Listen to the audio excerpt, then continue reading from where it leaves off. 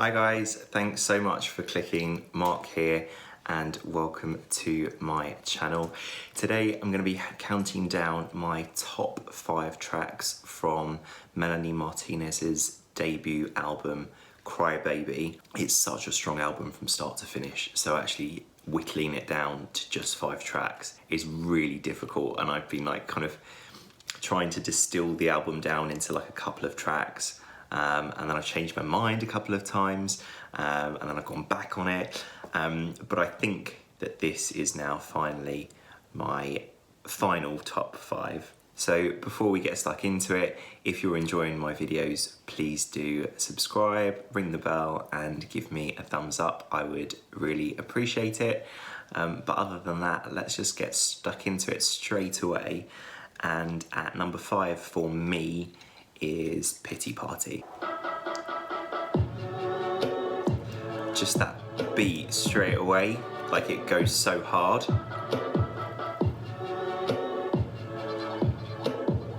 And the production already, oh, so good. And then when her vocal comes through, so crisp. And it's that kind of the whole way through, just so good. And then the chorus comes in. It's such a punchy chorus. I think the chorus, some of the lyrics or the melody comes from another song, I think. I'm not sure which song. But irrespective, it's put to really effective use here. I think the thing that I really like about the verses is that she goes kind of quite high and airy and then comes and brings it down quite low in terms of the vocals, so it gets to show the breadth of her voice. It's such a sing-along chorus. And gets some really nice head voice in the chorus as well.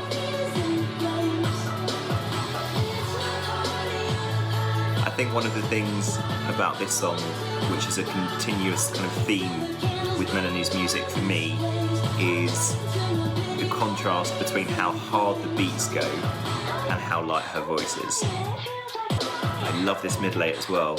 It's like she's getting kind of completely manic about the fact that these people haven't turned up to her party.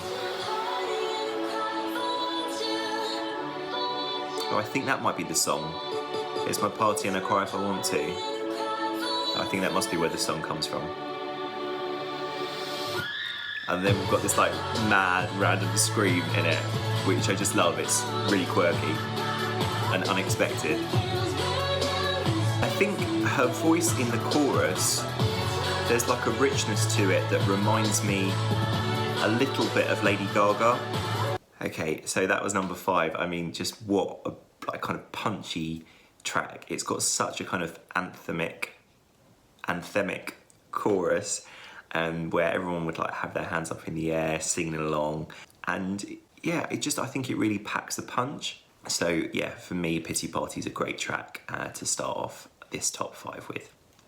At number 4 is Mrs. Potato Head, which completely different in terms of sound and theme.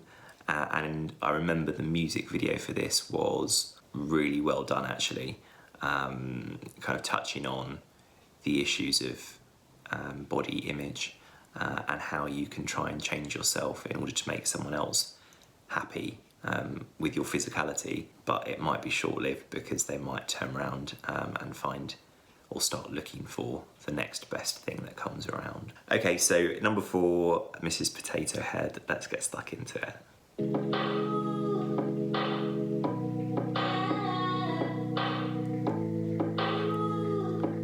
Love those vocals on the intro. I really like her delivery on this track. It's very kind of storytelling. There's a real narrative to it, which the video backed up as well. And the thing is so many of the lyrics in this song are so brutal. And I love the idea of a kind of Mrs. Potato Head, the visual imagery that the lyrics carve out is really great. Ooh.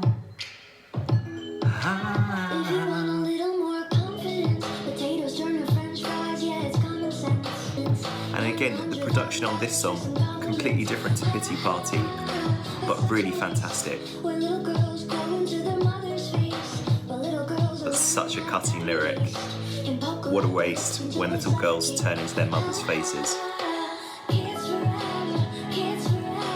I really enjoyed the strings in the background on this song as well, when it's going from the bridge into the chorus. With a warranty, make it better. Oh, Mrs. Potato Head, tell me, did you afford that surgery?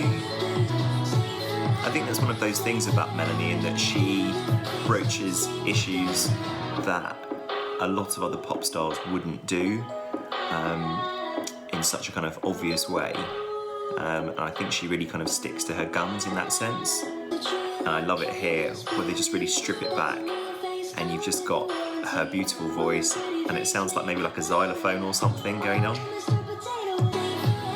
Really super catchy hook as well on this song. Stay forever. And the way in which it goes back and kind of repeats how the song came in, I think it's really cool at the end of this one. Okay, so that was my number 4, Mrs. Potato Head. I mean, I just think really great track, and it's really important for people that are in Melanie's position to kind of talk about things like that, because obviously body image with the internet and Instagram, it's something that affects people on a regular basis, and to highlight the fact that there's more to someone than how they look. It sounds obvious, but I think people can lose the plot sometimes and lose sight of that. And so to reiterate it in that way in this song, I think is really clever. Number 3 now. This one, so Soap is at number 3. Again, there was a brilliant music video to this. And for me, actually, the thing that I really enjoy about Soap is the production of it. It's just so different, and it sounds so fresh still. Something completely different. So let's get into it. And also, it was something my mum always used to say to me when I was younger. You know, if I swore, I'm going to wash my mouth out with soap.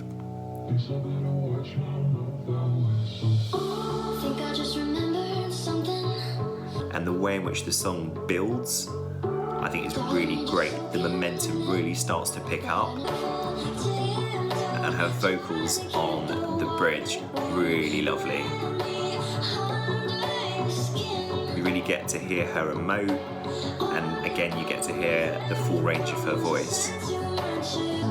And then this bit where it starts to really build and you've got this beat coming in.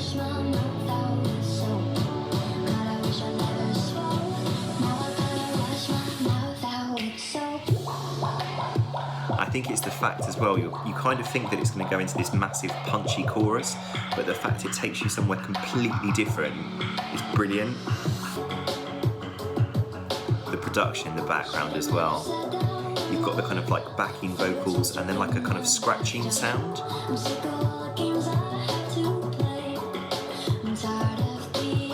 It reminds me of like the UK garage scene where people used to scratch the records to mix 2 tracks together. And the sound, even just through these bits, it sounds so kind of intricate and bubbly, which I suppose is the intended effect. Yeah, this is the bit that I mean in terms of like the UK garage scene where it was like you'd scratch the records. Like really like the production on this. It's not kind of like one trick on the song, like there's so many different facets to it. You've got the strings which are juxtaposed against this kind of scratchy noise, which makes it kind of really work. You've got the abrasive scratching and then very smooth kind of strings, and the two complement each other really well. Okay, so that was number 3.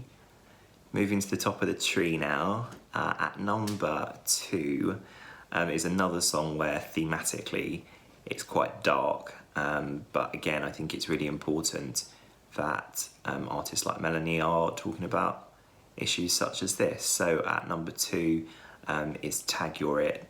I think this was one of the first tracks of hers that I ever heard actually, and I just remember thinking, God, it's so different to anything else anyone is doing out there. And you know, she is such a kind of individualistic performer, particularly I think on this album, she really did kind of mark out her own blueprint that differentiated her from all of her peers. So yeah, Tag You're It is at number 2.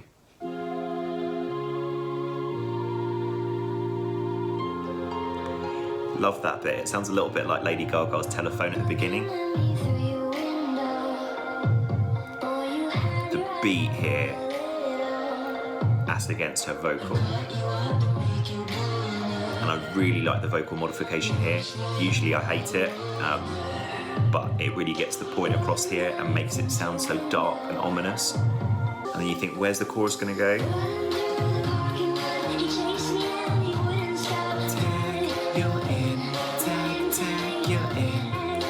I mean, listening to the lyrics the first time on this, it was kind of like, my God, you know, is this really what she's singing about? This kind of modern pop star? I think the transitions on this whole album between kind of the bridges and the choruses are amazing. I think the only one that's a bit kind of off for me, I think, is Training Wheels. But I love it here where you kind of get into the chorus and you get that really hard beat coming through.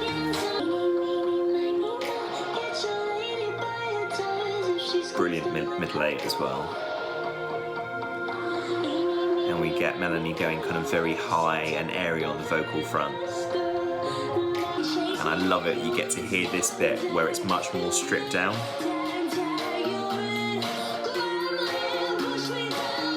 It's kind of like an ice cream van sound throughout, which I suppose is where the idea from the video came from. And the outro on this one is great. It's that ice cream van sound as if it's running out of batteries, and then it finally stops. Yeah, so I think, you know, Tag You're It, the subject matter is so serious. It's delivered as an amazing pop song though, and I think often that's the best way that musicians can get their point across, because you produce something that kind of appeals to the masses, and so people are singing it or thinking about it and it's in their mind, but the theme behind it is a serious theme, and so it means that those themes and those issues get the attention that they deserve, and it's important that people that are in Melanie's position do try and do that, and there aren't many pop stars that do that, so yeah, I think she should be really applauded for that. We're at number 1 now.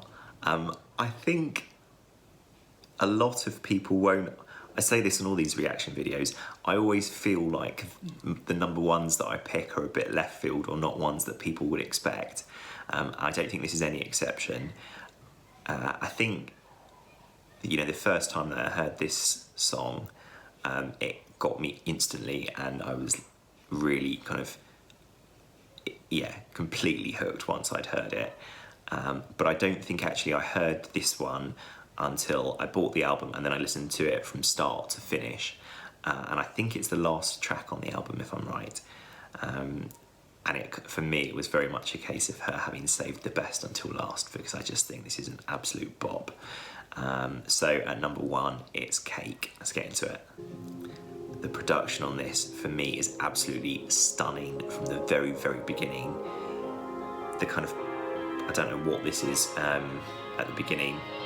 It's not piano.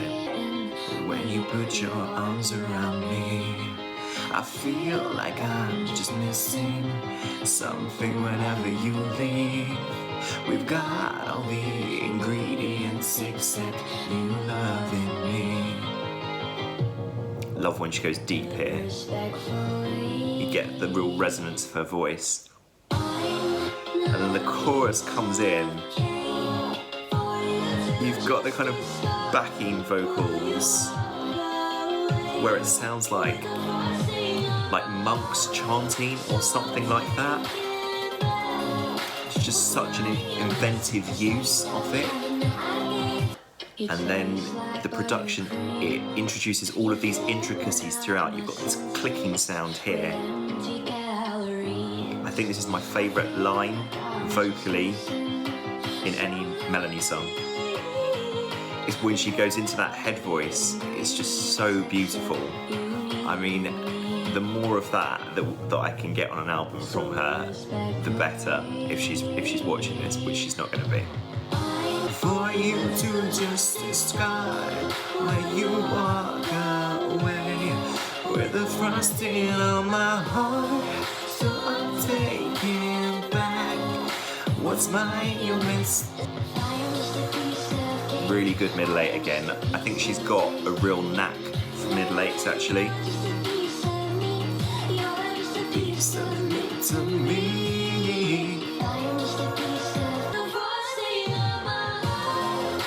Lovely harmonisation there. I gave to you last night. You've still got the vocals kind of in the background.